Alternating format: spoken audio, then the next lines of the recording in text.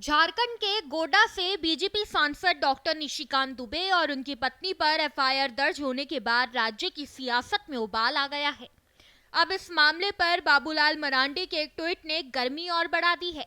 आपको बता दें कि बाबूलाल मरांडी ने अपने ट्वीट में मुख्यमंत्री हेमंत सोरेन को संबोधित करते हुए लिखा कि डॉक्टर निशिकांत दुबे की पत्नी पर 47वां एफआईआर दर्ज किया गया है और निशिकांत जी के समर्थक देवता पांडे को गिरफ्तार भी किया गया है।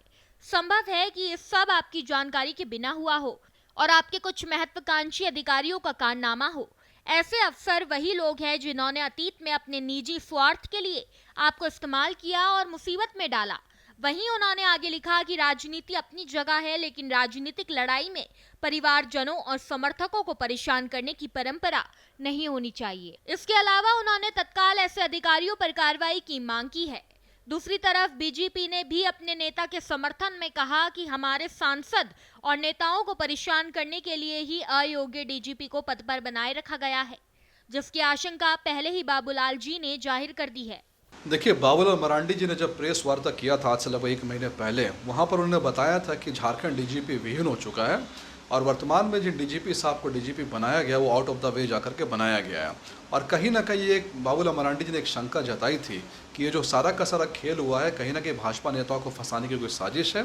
और आज ऐसा लग रहा है कि बाबूलाल मरांडी जी की बात जो सत्य होती हुई साबित हो रही है और इसी को उन्होंने दोहराया है कि वर्तमान में कुछ अधिकारी मिल करके भाजपा नेता, भाजपा के वरिष्ठ नेता निशिकांत दुबे जी या फिर और नेताओं को किसी तरह भी झूठे मुकदमे में फंसाने के लिए जा रहे हैं।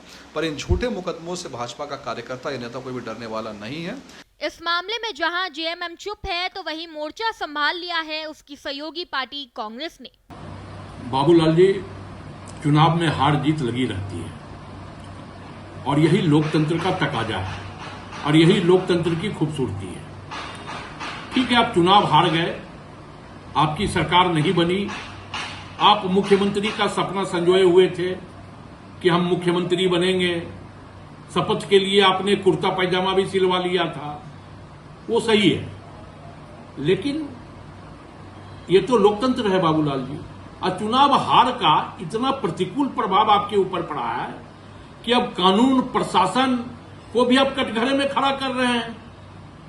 अगर कानून को, प्रशासन को कोई सबूत मिला है, कोई साक्ष्य मिला है जिसके आधार पर निशिकांत दुबे जी की पत्नी के ऊपर एफआईआर हुआ है, तो इसमें हर्ज क्या है?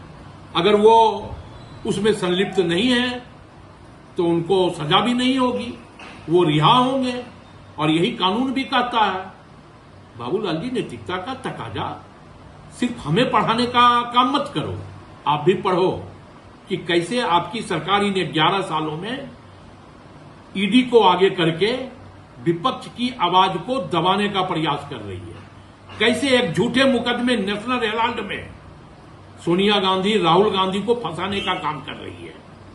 तो हमें यह लगता है कि नैतिकता की पाठ आप स्वयं पढ़ा करो, नैतिकता किसी दूसरे को पढ़ाने की आवश्यकता नहीं है।